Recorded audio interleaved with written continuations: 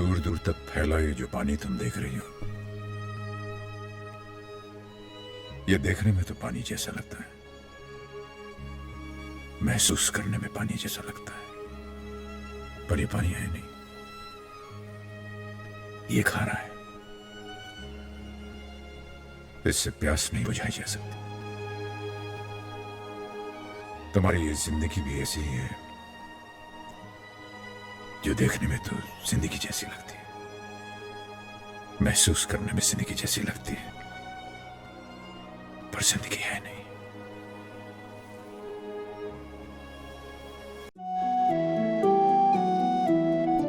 सिर्फ सांसें लेने को जीना नहीं कहते बेटा, और तुम्हें जीवन जीना है।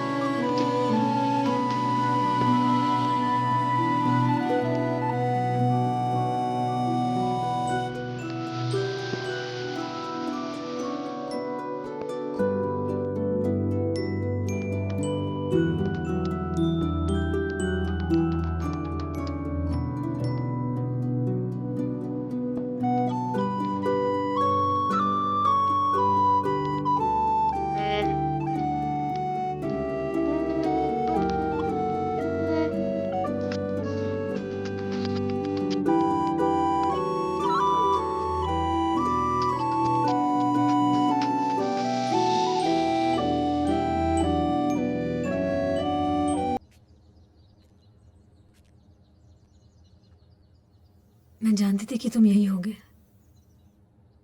इतना जानती हो तो मुझे गलत क्यों समझती हो? अक्सर खुद को समझने में भी मुश्किल होती है।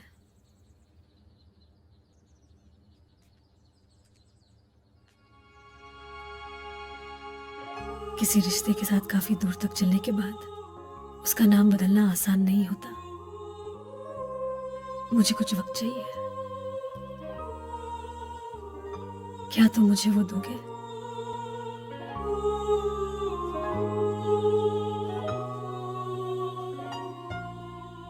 प्यार में वक्त की कोई सीमा नहीं होती। कहो तो सारी उम्र दे सकता हूं।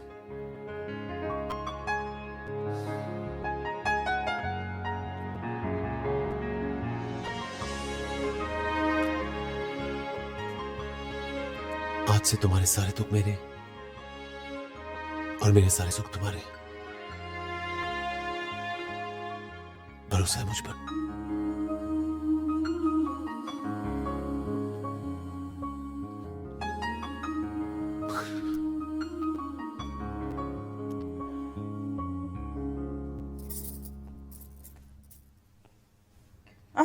ये क्या?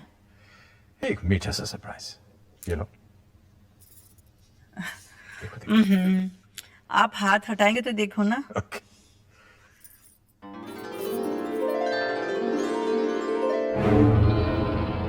ये कैसा मजाक है? ये मजाक नहीं, सच है। मैं ये शादी नहीं होने दूंगी। ये शादी नहीं हो सकती, हरगिज नहीं।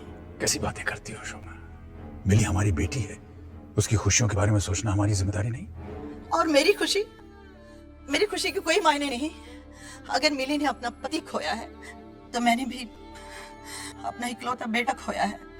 अब अपनी आखिरी खुशी अपना पोता नहीं खो सकती मैं, नहीं। शोभना, तुम बात समझने की कोशिश करो। क्या समझूं? कहिए ना, क्या समझूं? समझने की तो आपको जरूरत है। अगर ये शादी हुई तो मिली के साथ तेरा पोता भी चला जाएगा। ये नहीं होगा। माँ होकर माँ का दर्द नहीं समझ रही हो तुम। जहाँ माँ रहेगी बेटा तो वहीं रहेगा। मुझे समझा रहे हैं आप माँ का दर्द, उस माँ को जिसने अपने बेटे को अपने खून से सींचा, बड़ा किया और उसे खून में लथपथ उसे अपनी आंखों के सामने जाते भी देखा, हमेशा के लिए खो दिया है। फिर आप ही ने कहा हमारा अभी कहीं नहीं गया, अंश में ही समा गया है। तो उसी में अपने बेटे को ढूंढने की कोशिश करने लगी। जब वो मिल गया है तो आप कह रहे दोबारा उसे खो दूं? नहीं, हरगिज नहीं। जिसे तुम खोना कह रही हो अंश के लिए वही पाना भी तो हो सकता है। उसे एक पिता मिलेगा शोभना, पिता, वो भी रजत जैसा, जो उससे बेहद प्यार करता है। बाप का यही प्यार अंश के लिए बहुत जरूरी है बीवी। लेकिन मेरे लिए अंश का होना बहुत जरूरी है। नहीं जी सकती हूँ मैं उसके बगैर, और वो मुझसे दूर कहीं नहीं जाएगा। बीवी,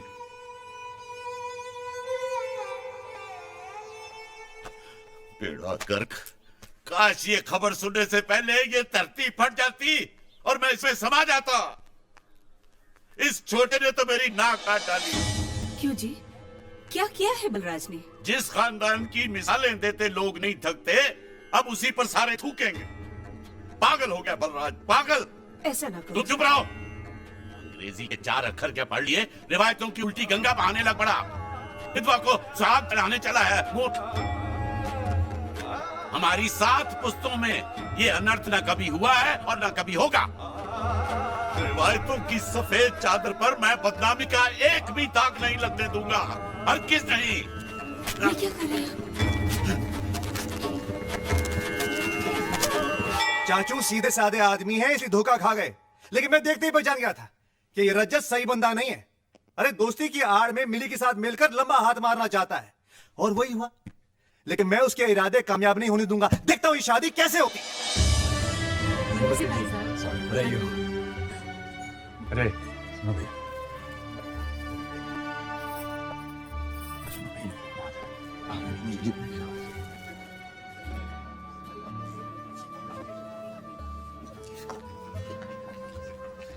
शुक्रिया, अरे बहुत बहुत शुक्रिया। ऐसा मत कहिए भाई साहब।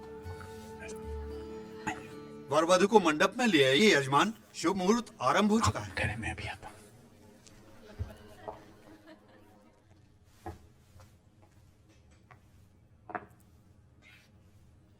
चलें बेटे।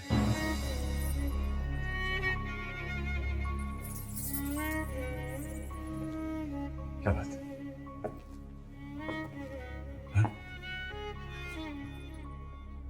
ये सोचकर मेरे कदम आगे ही नहीं बढ़ रहे पापा कि मेरा घर मुझसे छूटा जा रहा है। मैं अपने पापा को छोड़कर। बेटियों को तो माँ बाप का घर छोड़कर जाना ही पड़ता है, संसार का नियम ही है बेटा।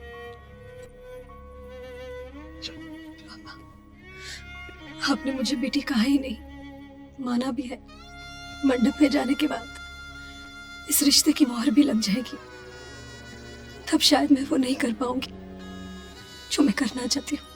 बस एक बार, आखिरी बार मैं आपके पाँव छूना चाहती हूँ, आपके बहू के नाते। नहीं, बेटियां पाँव नहीं छूती। चल।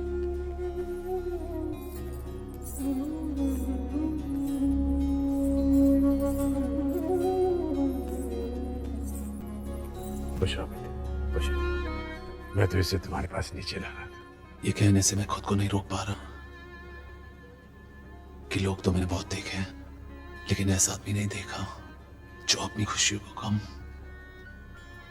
और दूसरों के गमों को ज्यादा महत्व दे, जो एक रिश्ता जोड़ने के लिए अपने तमाम रिश्ते तोड़ने को तैयार हो जाए। आशीर्वाद दीजिए कि मैं आप जैसा बन सकूं, आपकी बेटी को वो सब कुछ दूं जिसकी वो हकदार है।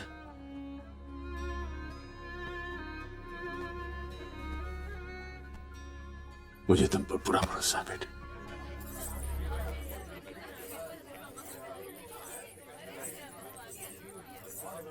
आजा बेटा आजा। बंद करो ये तमाशा। ये शादी नहीं होगी। बड़े भैया, मत कहो मुझे बड़े भैया, तू मेरा भाई हो ही नहीं सकता। मेरा भाई तो वो था जो मेरी हां पर हां और ना पर ना की मोहर लगाता था, जिसे सीने से लगाकर मुझे यकीन होता था कि वो हमारे खानदान की रवायतों को आगे बढ़ाएगा। पर तूने तो थूक दिया उन पर, आग लगा दी उनमें। अरे तू तो खुद ही देख चुका है परंपराओं को ठुकराने का नतीजा। विधवा की मौजूदगी से बदशुगनी ना फैले इसलिए नहीं लेकर आया था पुष्पा को अभी के ब्याह पर तू नहीं माना, बुलवा ही लिया इसे, और फिर बेटा खोकर उसका अंजाम भी देख लिया। अब आप किसी का मुंह बंद नहीं कर सकते हैं चाचू। अपनी घर की बहू को गैर मर्द को सौंपते हुए आपकी आत्मा ने आपको बिल्कुल धिकारा नहीं? शर्म नहीं आई आपको? इनकी आत्मा मर चुकी है भूषी, तभी तो बेटा खोकर अधमरी हो चुकी मेरी बहन से अब ये पोता छीनकर उसे बिल्कुल ही मार डालना चाहते हैं।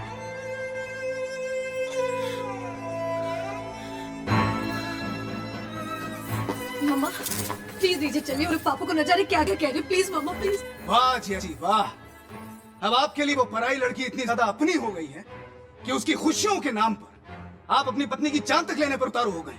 भगवान से डर छोटे, भगवान से डर। विधवा के दूजे ब्याह की बात सोचना भी पाप है, अनर्थ है, अधर्म है। और अगर अभी तूने अपनी जिद नहीं छोड़ी तो कसम दुखों की, शादी के इस हवन की अग्नि मेरी चिता की आग बन जाएगी। ये शादी कराने के लिए तुझे मेरी लाश पर से गुजरना होगा। अगर आपकी वजह से मेरे बाबूजी को कुछ हो गया ना चाचू, तो मैं सारे रिश्ते रिश्ते भूल के पता नहीं क्या कर जाऊंगा। कोई लिहाज नहीं करूंगा मैं। आप लोग जी, यहाँ पे कोई शादी वादी नहीं हो रही है, जाइए अपने घर। ओए पंडित उठो। बैठिए पंडित जी, बैठिए। और आप लोग भी बैठिए। मेरे हुक्म के ऊपर अपनी जिद रखने की तेरी हिम्मत कैसे हुई? धर्म, समाज, परंपराओं को लात मार कर क्या तू ये साबित करना चाहता है कि तू इन सबसे ऊंचा है, बहुत बड़ा है, भगवान है?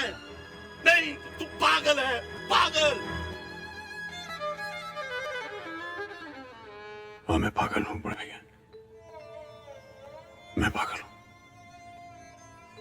बहू को बेटी मानना अगर पागल बनाए तो मैं पागल हूं। उसके आंसू पोंछना अगर पागल बनाए तो मैं पागल हूं। उसकी अंधेरी जिंदगी में खुशियों की रोशनी भरना अगर पागल बने तो हाँ, मैं पागल हूं। क्या कसूर है इस बच्ची का जो मैं इसे इस चार दीवारी के अंदर कैद करके मौत की सजा सुना दूं?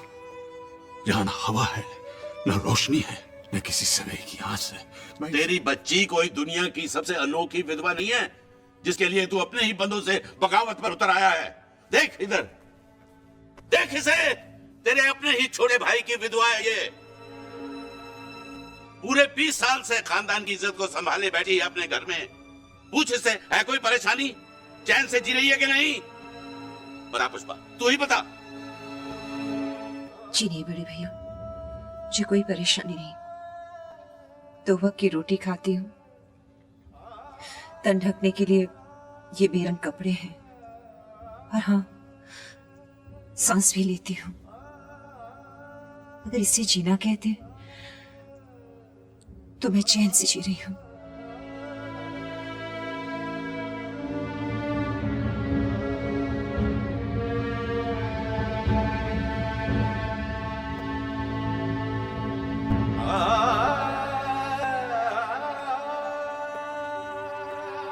मुझे माफ कर दो पुष्पा, उस वक्त मैं चुप गया।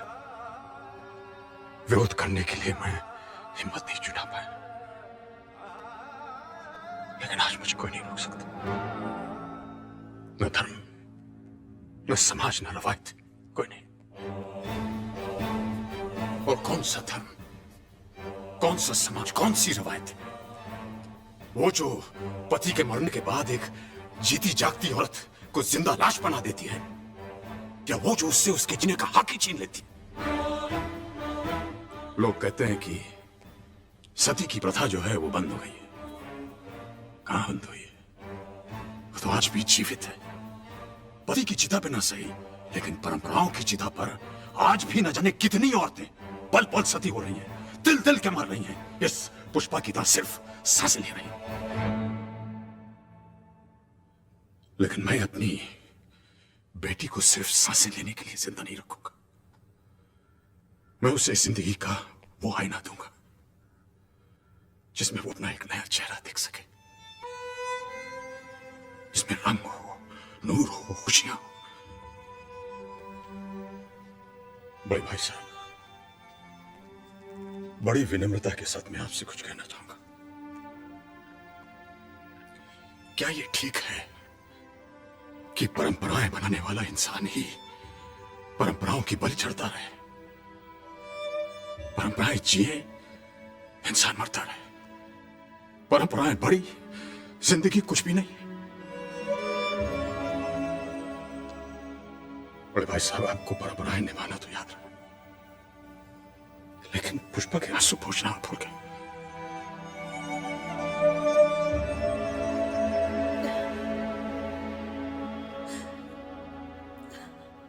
और एक सवाल मैं तुमसे भी पूछना चाहूंगा बीवी।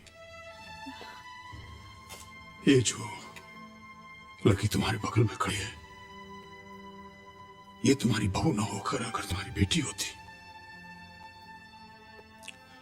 और वो जिसे हमने खो दिया है वो तुम्हारा बेटा ना होकर तुम्हारा दामाद होता, तो क्या तब भी तुम अपनी बेटी के उजड़े हुए घर को बसता हुआ देखकर इसी तरह विरोध करती? उसके सूने माथे पर एक नई बिंदिया चमकते हुए देखकर एतराज करती? उसके बेटी के सर पर एक बाप के ममता के हाथों को नकार देती तुम? क्या करती तुम बेबी? मुझे माफ कर दीजिए, मैं स्वार्थी बन गई थी, खुदगर्ज बन गई थी। सच तो ये है, आप मिली के पिता बन गए, लेकिन मैं ना इसकी मां बन सकी, ना आपकी पत्नी। आज जब इस तूफान में आपको सबसे ज्यादा जरूरत मेरी थी, मैंने आपको अकेला छोड़ दिया। भगवान भी मुझे माफ नहीं करेगा। यजमान, राहु काल आरंभ होने वाला है, जल्दी कीजिए। अरे नहीं पंडित जी, राहु काल तो तभी आकर चला गया जब मेरे जैसे पागल को अक्ल आ गई। छोटे, मुझे माफ कर दे। नहीं माए भैया, नहीं, मत कह मुझे बड़े भैया, मैं इस लायक नहीं हूं। नहीं, मैं बड़ा नहीं, बड़ा तो तू है। आज तुझी से सीखा, जिंदगी बड़ी, परंपरा छोटी। परंपराओं की लकीरें जब धुंधली पड़ जाती हैं, तो नई लकीरें खींचने से परहेज नहीं करना चाहिए।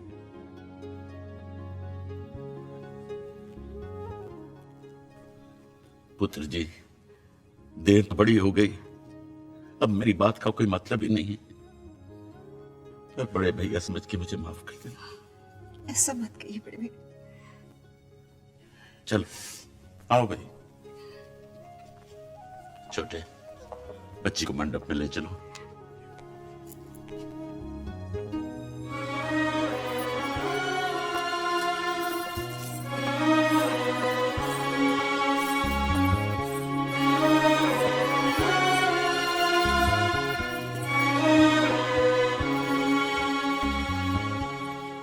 पंडित जी शुरू करो।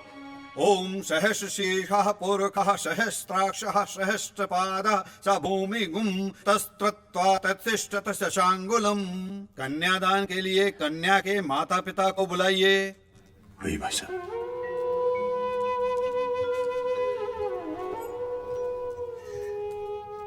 कन्यादान का अधिकार बेटी के बाबुल को होता है,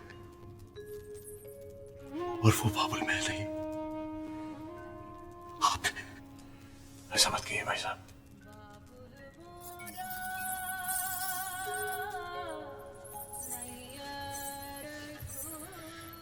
मैके की तहरी लाने के बाद काश हर बेटी को आप जैसा बाबुल मिले पापा।